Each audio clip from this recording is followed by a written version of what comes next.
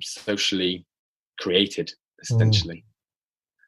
And I think actually the two, like the distinction you were making then between Christian or Judeo-Christian sacred sites and animistic or indigenous views could be somewhere in that distinction between, things that are created by people and things that are not created by people.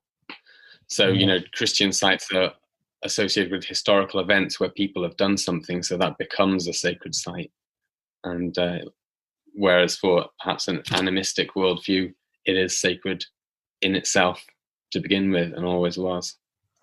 Maybe you could explain a bit the animistic worldview for people. What does that actually mean? Not everybody's familiar necessarily with the term animism.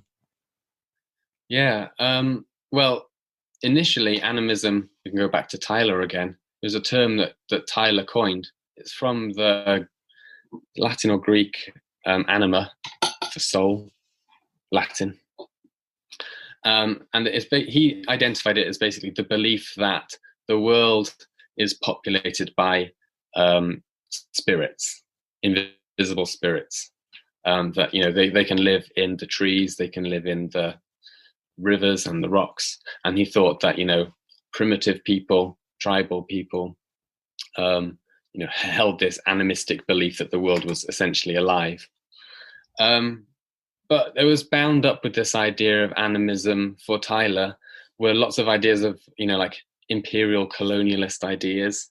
So animism was viewed as almost like a stage that you could grow out of.